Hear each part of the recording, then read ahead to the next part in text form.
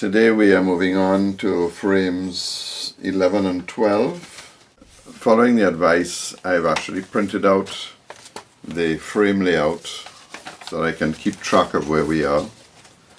This is a relatively straightforward two frames to build. There's a little dog leg which I'll go through, and if we have enough time in this video we'll actually do the fairing on the inner and outside frames that we've laid so far. We're going to have to take this little piece off so that we can seat frame 12. We'll just do that with a chisel so we can get a nice clean fit. So with all that said, let's just run through the specifics of the two frames. Here we have Aft Frame 12, and it's got lots of instructions on it. First of all, if we take the basic frame, we have the thickness 10 inches here, 9.5 inches here, and this top timber should be 9 inches. But because we have a bit of a dog leg facing forward, this 9-inch piece is going to be increased to 11 inches. We have to add 2 inches to it. This is an example of the dog leg that we previously did, that we are referring to here. We've established the estimated height of the bottom of the gun port frame, which is here. And we've estimated where the dog leg should be placed on the frame, which is right here. And you've seen us do this before. There are 4 terms that make reference to this particular modification to the frame. The piece is either grafted or forward, or is referred to as a dog leg or a shifted timber. The only other thing that we need to remind ourselves is this piece goes right to the top to include allowances for a timber head. Forward number 12 is relatively straightforward. 10-inch piece here, 10-inch piece here, 9.5 here. Every now and again you learn a new trick, and therefore it's absolutely inherent on all of us to share that with our friends. Sticking the paper parts onto the piece of wood with your hand, you get the first one on, and then because there's glue, residue glue left on your fingers, it starts sticking and pulling, and it really is a disaster. So then I thought I'd try gloves, and that was worse than the hands. So finally I said, I wonder if this will work, and I have to tell you, it's a huge improvement.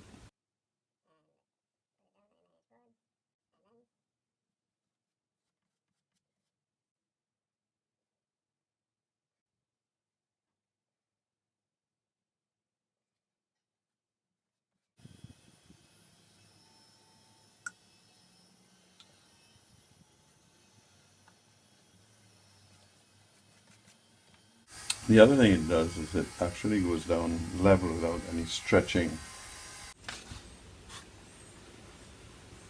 This has been the most satisfying, least frustrating glue up of parts, and again, simple tool available at any automotive store. You've seen this so many times, so it was totally unnecessary to go through the video of how these were cut out. Needless to say, here they are, the parts for 4 square frames. Here we have the number 12 aft completed. Down on the heel it's 10 inches, the first footlock is 9.5, and then the top timber is 11 inches.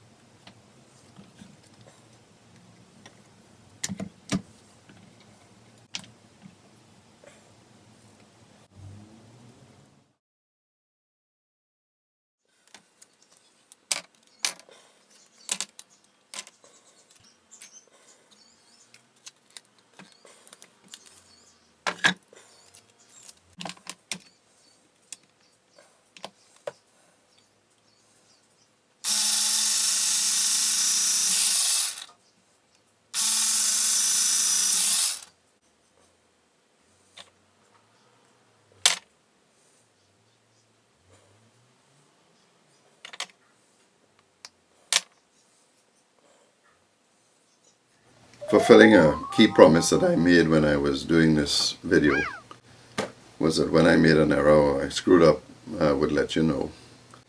Building the square frame number 12 aft, I made a 3-inch error, and so we're going to pull it out now while we can and rebuild it. The error was made in the establishment of the bottom sill line, which did not include the thickness of the sill itself, which is 5 inches. So when I established where the dogleg was, I added 3 inches on, and I should have added 8 inches on, which is what I've done here. So between the bottom of the sill and the start of the dogleg should be 16 inches. All the rest of the dimensions are correct. From the floor to the bottom inside of the sill is 18 feet, and then all these dimensions come backwards. And again, just to confirm that the top of the sill, we also have to leave 5 inches. And although we can't see it, this is the offending frame, which will now be removed and replaced. I have taken the old frame out and about to fit the new frame. I'd be able to see the difference. It's just gone down very slightly, but enough to make a difference. It really would have caused a problem. Just that 3 inches would have made a major problem.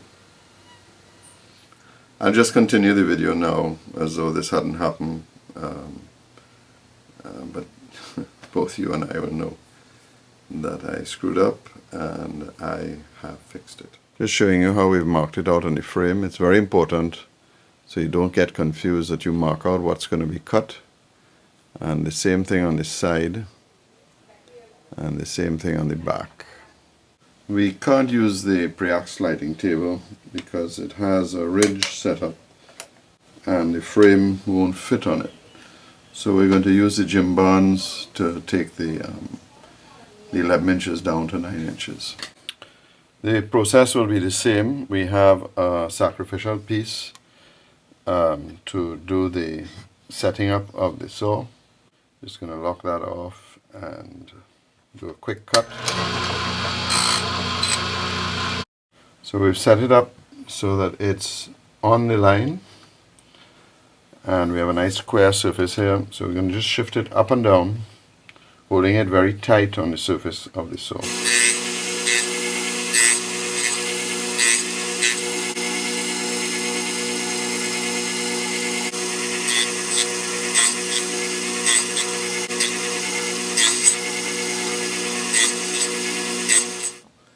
Each side is cut, and we simply have to chisel it out. Nice sharp chisel.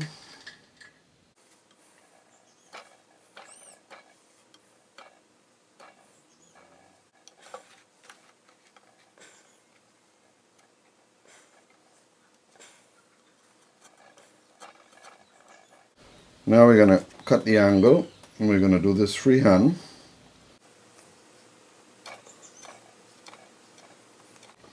Small bites. And so now there's the cleanup.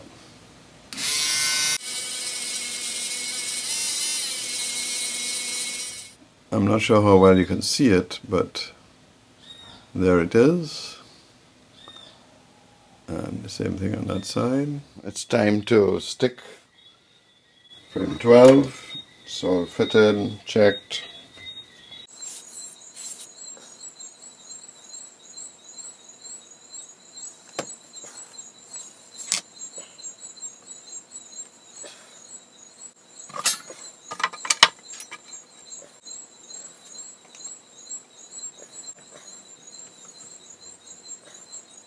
Because of the dog leg, the card won't work. So we've just assembled this alignment to make sure it's spot on, and it is. We've lined up the 2 center lines, and it's hard on the deadwood. and then we'll put the spacer in afterwards.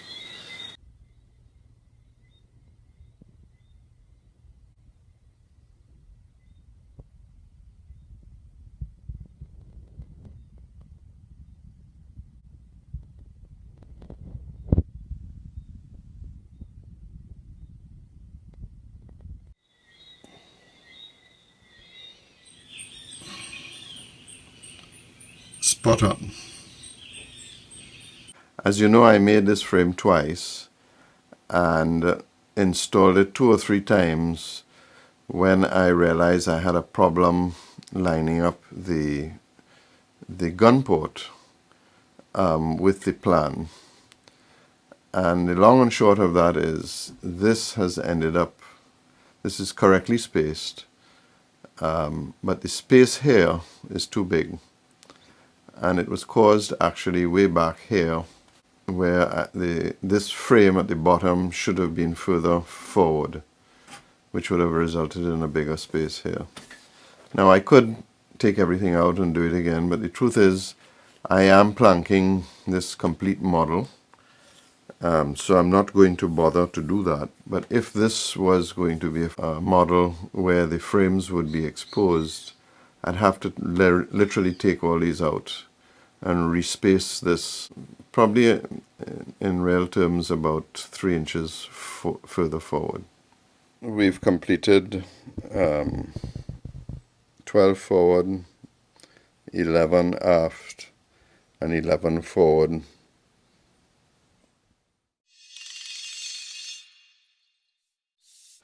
And just to remind you, they are set 7 inches above the joint line and 9 inches below. I'm not going to go through the detailed explanation since we've done this many times.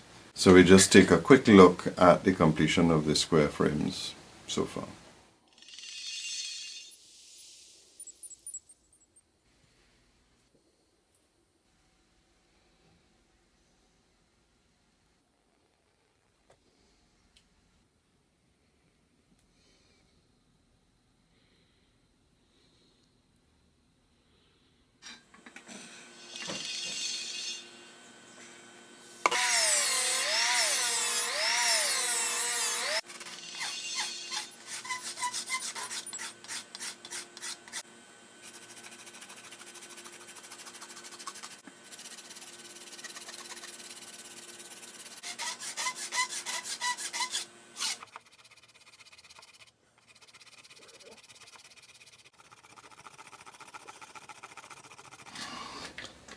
The first fairing is now complete, and there may be 2 frames that I will want to change.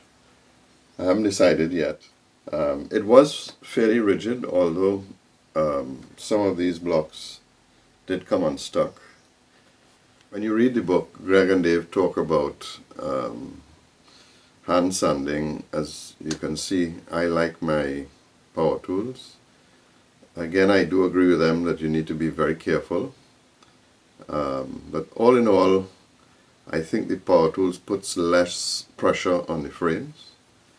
The only thing you have to be careful of is not to take too much off.